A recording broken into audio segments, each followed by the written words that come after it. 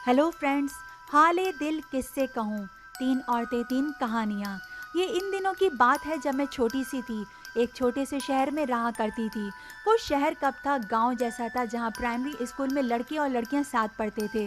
वैसे तो लड़कियों के लिए अलहदा स्कूल था, लेकिन पढ़ाई अच्छी ना होने के बायस अक्सर लड़कियाँ हमारे स्कूल में पढ़ने को तरजीह देती। क्लास में अक्सरियत लड़कियों की थी। यही वजह थी कि हमारी क्लास स्कूल की सबसे अच्छी जमात थी, क्योंकि लड़कियां ज़्यादा उस्तादों की फरमाबरदार होती हैं और खेल कूद से ज़्यादा पढ़ाई में दिलचस्पी रखती हैं। जबकि वो क्लास जिसमें लड़के ज़्यादा होते तालीमी लिहाज से बेहतर ना होती, क्योंकि लड़के शरारतें करते, डिसिप्लिन तोड़ते और अपने कपड़े भी उजले ना रखते, जबकि लड़कियां सफाई सुथराई का भी खास ख्याल रखती थीं। यूँ समझ लीजिए कि हमारी क्लास स्कूल की सारी क्लासों में सबसे अच्छी क्लास थी। ये बात हर उस्ताद के मुंह पर भी थी। हमारी क्लास का मॉनिटर लड़का, जिसका नाम राजवीर था, वो आला जात का था, तभी इसकी सब इज्जत करते थे। इसका बाप एक ताजिर था। इसके रख रखाव और आदत से खुशहाली जाहिर होती थी। राजवीर बहुत ज़हीन और खूबसूरत था, मगर चालाक नहीं था। सीधा सादा था, तकरीरें अच्छी करता था। जब भी कोई फंक्शन या तकरीरी मुकाबला होता, अव्वल नंबर पर आता था। इसी वजह से हेड मास्टर साहब, सब उस्ताद और लड़के लड़कियां इसको चाहती थीं। मैं अपनी जमात की सबसे कमज़ोर लड़की थी, इतनी खूबसूरत भी ना थी। मुझसे कहीं ज़्यादा ज़हीन, चालाक और अमीर खूबसूरत हमारे साथ पढ़ती थीं। फिर भी समझती थी कि राजवीर मुझको चाहेगा। शायद ये मेरी फरेबी थी या खाम ख्याली, मगर अपनी इसी तसव्वुर में बहुत खुश थी। बेशक वो मेरी तरफ देखता भी ना था, मगर वो किसी और को भी लिफ्ट ना देता था। हालांकि इन दिनों हम इतने बड़े ना थे। फिल्मों और ड्रामों की वजह से हमको इतना शऊर ज़रूर था कि लड़के और लड़कियां आपस में दोस्ती और मोहब्बत करते हैं। मेरे घर से राजवीर का मकान नज़दीक था। हम सुबह 8 बजे स्कूल जाते और 2 बजे वापस आते। थोड़ी देर आराम करते, खाना वगैरह खाते और फिर ट्यूशन के लिए चले जाते, तो 6 बजे ही लौटना होता था। यूँ हम घर से ज़्यादा वक्त स्कूल में एक साथ रहते थे। इन्हीं दिनों स्कॉलरशिप की तारीख का ऐलान हो गया, इसीलिए नज़दीकी शहर जाकर टेस्ट देना था। जहाँ हमको टेस्ट के लिए जाना था, वो हमारे गाँव से तकरीबन 30 किलोमीटर दूर था। सारे तलबा और तालबात इस इम्तिहान की तैयारियों में लग गए। क्लास टीचर ने प्रोग्राम का इंचार्ज राजवीर को मुकर्रर कर दिया। इसने हिसाब लगाया और जाने का खर्चा हर लड़के और लड़की पर 250 रुपये रखा। सभी ने जाने की तैयारी कर ली। फिर पिताजी ने राजवीर को बुलवाया और मेरा ख्याल रखने को कहा, तो मैं और भी ज़्यादा खुश हो गई। दिल से चाहती थी कि वो किसी तरह मुझसे बात करे। पिताजी के बुलाने के बाद इसने मुझसे बात की। राजवीर और मैंने करीबी पड़ोसी होने के नाते एक साथ पैकिंग की। आखिरकार हम शहर पहुंच गए। यहाँ मुझको राजवीर के करीब आने का ज़्यादा मौका मिल गया, क्योंकि मेरा और इसका सामान साथ था। इसके कपड़े मेरे ब्रीफ केस में थे और मेरा कुछ सामान इसके बैग में था। तभी रोज़ाना मैं इसको अपनी पसंद का जोड़ा निकाल कर देती, इसका ख्याल रखती, इतनी खिदमत करती थी कि इसने इतनी खिदमत ना की होगी। इसी तर्ज अमल से इसका दिल मैंने मोह लिया। शहर में हमने 5 दिन गुजारे। ये दिन यूं मिनटों में गुजर गए कि पता ही न चला। मेरे लिए तो ये 5 दिन 5 मिनट के बराबर थे, मगर ये इतने कीमती दिन थे कि इन 5 दिनों में मैंने अपनी मंजिल को पा लिया था। अब मैं अपने आप को बहुत खुशनसीब समझने लगी थी। वो राजवीर था। मुझे लगता था कि इसका प्यार पाकर मैं राजकुमारी हो गई हूँ। मैंने इसको अपने दिल का मालिक मान लिया। टेस्ट ख़त्म हो गए तो हम अपने गांव वापस आ गए। अब हम रोज़ाना क्लास में मिलते, मगर दूसरों से खौफ की वजह से कम बात किया करते थे। सालाना इम्तिहान की तारीख आ गई, तब लगा कि ये वो तारीख है जो संदेशा लाई है इस बात का कि हम जिंदगी भर के लिए अब बिछड़ जाएंगे। सालाना इम्तिहान की तैयारी में भी इसने मेरी मदद की, मगर बातें करने का ज़्यादा मौका नहीं मिलता था, क्योंकि माता जी या बहन जी साथ बैठ जाती थी। इम्तिहानों के बाद अलविदाई पार्टी हुई। वो हमारे बिछड़ने की आखिरी तारीख थी। इस दिन ग्रुप फोटो भी हुआ। यूं ये ज़िंदगी के बिछड़ने का यादगार दिन हो गया। अपनी अलविदाई तकरीर में इसने कहा था कि आज हमारी ज़िंदगी के एक बाब का खात्मा हो रहा है।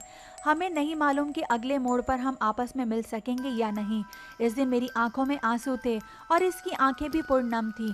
यूं हम हाथ मिलाते इस स्कूल के ग्राउंड से निकलते हुए एक दूसरे से जुदा हो गए। राजवीर लड़कों के स्कूल में चला गया और मैंने गर्ल्स स्कूल में दाखिला हासिल कर लिया। अब हमारे मिलने का कोई मौका नहीं रहा था। स्कूल का टाइम सुबह 8 बजे था, जबकि इसके स्कूल का टाइम 9 बजे था। वो सुबह रोज़ाना मंदिर जाता, जो हमारे स्कूल के रास्ते में पड़ता था। एक रोज़ सवेरे जब मैं स्कूल जा रही थी, इसे मंदिर से लौटते देखा। तभी मैंने स्कूल जाने का टाइम सुबह 7 बजे मुकर्रर कर लिया, क्योंकि यही वक्त था इसके मंदिर जाने का। इस तरह हमारी मुलाकातों का सिलसिला शुरू हो गया। हम मंदिर में छुप छुप कर मिलने लगे। किसी बड़े त्यौहार पर तो बाकायदा मुलाकात हो ही जाती थी। मैंने 8वीं का इम्तिहान पास कर लिया और अब मैं 9वीं में थी, जबकि राजवीर एक क्लास आगे प्रोमोट हो गया था कि वो हमारे ज़िले में अव्वल आया था। मेरे 2 भाई थे, बड़े का नाम कुमार और छोटे का अजीत था। मैं अजीत के ज़रिए राजवीर से नोट्स मंगवा लेती थी। इसके बाद मैंने नोट्स की कॉपी पर ख़त लिखने शुरू किए और किसी को पता नहीं चला, यूँ हम मोहब्बत की मंजिलों तक पहुँचे। नौबत यहाँ तक आ गई कि एक दूसरे के बगैर जीना मुश्किल हो गया। जब इसने 10वीं का इम्तिहान दिया तो अलविदाई पार्टी में गया, वहाँ 2 तलबा तंजीमों में झगड़ा हो गया। कुछ लड़के ज़ख्मी हुए और कुछ जेल चले गए। राजवीर भी जेल चला गया। इसके जेल जाने के बाद मेरा बुरा हाल हुआ कि बयान नहीं कर सकती।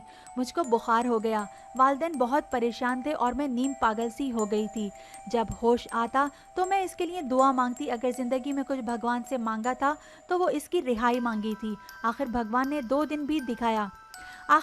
ने मुझे वो दिन भी दिखाया जब वो जेल से छूटकर आ गया। इसकी चाहत में इतनी बेखुद हो गई कि ये भी ना पता चला कि मैं इतनी बड़ी हो गई हूँ। बगैर चादर लिए मैं इसके घर चली गई। फिक्र और परेशानी ने मुझको बहुत दुबला कर दिया था। जब मैं इससे मिली तो वहाँ भी वही सूरत हाल थी। इसने बताया कि तुम मुझको जेल में इतनी याद आई हो कि कभी इतना सोचा भी ना था। इधर माता पिता भाई सब परेशान कि मैं आखिर कहाँ चली गई हूँ। ऐसे बगैर पूछे मैं कभी नहीं जाती थी। जब वापस लौटी सख्त डांट पड़ी। पिताजी इस कदर बरहम थे कि क्या बताऊँ, मगर मुझको इनकी डांट से कुछ फ़र्क ना पड़ा, क्योंकि 3.5 माह की अजियत भरी जुदाई के बाद आज राजवीर से मुलाकात हुई थी। वो रिहा हो गया था। मैं बेहद खुश थी, भगवान ने मेरी सुन ली थी। परेशानी ख़त्म हुई तो बीमारी भी जाती रही। दाखिले शुरू थे, लिहाजा हम दोनों ने फॉर्म भरे। यहाँ कॉलेज एक ही था। एक बार फिर एक ही इदारे में पढ़ने की वजह से हम मिल सकते थे। इसका तो जेल जाने की वजह से साल ज़ाया हुआ था और अब हम फिर से एक क्लास बराबर में आ गए थे। वक्त गुजरने लगा, हमें इंटर का इम्तिहान भी दे दिया। इंटर के बाद हमने दादू जाने का प्रोग्राम बनाया, क्योंकि एक दूसरे के बगैर सांस लेना दोभर हो रहा था। दादू में इसकी बहन का घर था, जबकि मेरे मामू वहाँ रहते थे। इसके बहनोई सुबह से दुकान पर चले जाते थे। घर में सिर्फ इसकी बहन और इनकी छोटी सी बच्ची होती थी। मैं इस बच्ची को बहुत ज़्यादा प्यार करती थी। बहू तो काम में मसरूफ़ होती। मैं और राजवीर बैठकर खूब बातें करते। हम अकेले होते, मगर कभी इसने तन्हाई का फ़ायदा ना उठाया। कभी मुझको छुआ तक नहीं। हम फासले से बैठकर बातें करते थे।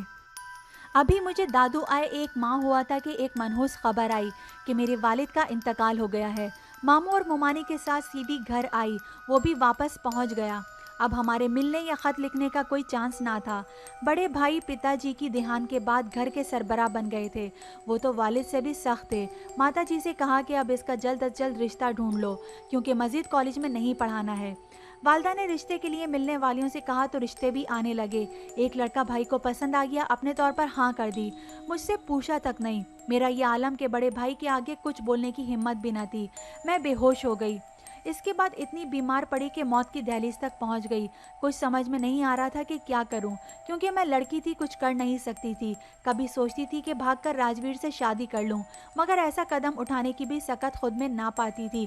बल्कि राजवीर भी शायद ऐसा करने से मना करता कि इज्जतदार ख़ानदान का चश्मा चिराग था। मैंने चाहा वो कम से कम अपनी मोहब्बत के मामले में अपनी माँ को ही आगाह कर दे, लेकिन वो माँ को भी ना बता सका। ना ही हमारी शादी के मुतालिक अपनी माता जी से बात की। मैं तो फिर भी लड़की थी और मेरे लिए ये भी मुमकिन नहीं था। किस ज़बान खोलती। वक्त ठहरता है और ना किसी का इंतज़ार करता है। मेरी शादी की तारीख भाई ने तय कर दी और मैं किसी भी तरह राज तक ये बात ना पहुंचा सकी कि मैं पराई होने जा रही हूँ। वो दिन भी आ गया जब मेरे बाबुल के दरवाजे पर शहनाई बजी और ससुराल वाले मुझे ब्याने आ पहुँचे। लेकिन मेरी डोली ना थी, ये मेरी अर्थी थी जो वो लोग उठाने आ रहे थे। बेतहाशा रो रही थी मैं, बार बार बेहोश हो रही थी। खुदा जाने किसने इसको खबर कर दी कि वो मेरी डोली का कुहार बनकर आ गया। मैंने पर्दे की ओर से देखा। राजवीर की दाढ़ी बड़ी हुई थी और वो दीवाना लग रहा था। जिसको स्कूल में सारी लड़कियां चाहती थी, आज वो मेरी चाहत में पागल सा लगता था। वो मकबूतुल हवास सा बारात के आगे आगे चल रहा था, जैसे मुझको इज्जत से रुखसत करना इसी की जिम्मेदारी हो। अचानक मेरे बड़े भाई की इस पर नज़र पड़ी तो वो परेशान हो गए, क्योंकि राजवीर का लिबास भी उजला ना था। वो किसी तरह बाराती नहीं लग रहा था। कुछ सोचकर कुम्हार भैया खामोश रह गए और इसको आखिर तक बर्दाश्त किया, ताहम इनकी नज़र इस पर टिकी रही कि कहीं कोई गैर मामूली वाक़या रोनुमा ना हो जाए। भगवान की कृपा से मामला शांत रहा, बखैर खूबी रुखसती का मरहला अंजाम तक पहुँच गया और मैं अपने पति के घर आ गई। वो वक्त मेरे लिए कयामत का था। वो साथी हमेशा के लिए बिछड़ गया था, नज़रों से ओझल हो गया, जो हमेशा दिल में रहता था, जो आज भी दिल में रहता है, मगर इस दिन के बाद फिर राजवीर का पता नहीं वो कहाँ गया। अब जब मैके जाना होता, दुआ करती कोई राजवीर का जिक्र लबों पर ले आए, कोई इसका तस्करा छेड़े तो कहूँ कि बताओ तो सही वो कैसा है, कहाँ है, खुश है कि उदास है। वो एक लायक तालिबे इल्म था, इसने ख़ानदान और वतन का नाम रोशन करना था, कुछ बनना चाहता था, कुछ करके दिखाना था। इसे सारे असातिज़ा फ़खरिया कहते थे, देख लेना ये होनहार लड़का हम सब का नाम रोशन करेगा। एक दिन पड़ोस से मासी जैनी आई, अम्मी से दुआ सलाम थी। मैं वहाँ बैठी थी, वो बातों बातों में पड़ोसन के दुख का तस्करा ले बैठी। बोली, हाय बेचारे चंदर जी के खानदान को जाने किसकी नज़र लग गई है। महीनों गुजर गए, अभी तक इनके बेटे राजवीर का सुराग नहीं मिला। आखिरी बार रानी की शादी में देखा गया था, इसके बाद घर नहीं आया, जाने कहाँ चला गया। मासी जैनी की बातों पर मेरे कान खड़े हो गए, चुप ना रह सकी। पूछ ही लिया, मासी वो कहाँ गया, क्यों नहीं लौटा? अरे बेटी यही तो कोई नहीं जानता, इसके पिता ढूंढ ढूंढ कर थक गए हैं। हर जगह तलाश किया, हर रिश्तेदार के घर मालूम किया, दोस्तों से पूछा, कोई कुछ नहीं बताता। लगता है इसने दरिया में कूदकर जान दे दी है और इसके मुर्दा तन को मछलियाँ खा गई हैं। मासी के ये अल्फाज मेरे दिल पर घूंसे की तरह लगे, क्योंकि राजवीर तो ये अक्सर कहा करता था, रानी अगर तुम किसी और की हो गई तो देख लेना मैं अंधे कुएं में कूदकर जान दे दूंगा या फिर दरिया में छलांग लगा लूंगा, क्योंकि मुझे तैरना तो आता नहीं है, इसीलिए अच्छा है कि मुझको मछलियाँ खा जाएं। उफ मेरे भगवान, क्या ऐसा ही हुआ होगा? काश मैं जान सकती, किसी को बता सकती कि वीराने में जो एक अंधा कुआं है, कब्रिस्तान की पड़ली तरफ, वहां जाकर तो देखो, किसी को अंदर उतारो, शायद तुमको इस सच्चे प्रेमी का जस्ते खाकी पंजर की सूरत में पड़ा मिल जाए। अगर वहां नहीं मिला तो यकीन करो वो दरिया में ही होगा, मगर वहां तो अब तलाश करना बेकार था।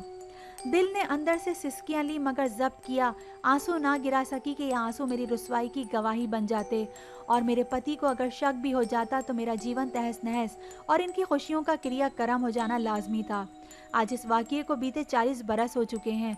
मेरी जवानी बुढ़ापे में तब्दील हो चुकी है, मेरे पति स्वर्गवास हो गए, मेरे बच्चे जवान हो गए हैं। कभी कभी वो मुझको कोई कहानी सुनाने को कहते हैं, इनकी फरमाइश पर जी करता है अपनी ही कहानी सुना दूं, किसी को सुनाकर दिल का बोझ तो हल्का कर लूं, मगर नहीं सुना सकती, मुझ में हिम्मत नहीं होती और बच्चों में इतनी सूझबूझ नहीं है कि वो इस कहानी की गहराई और तकद्दुस को समझ सकें।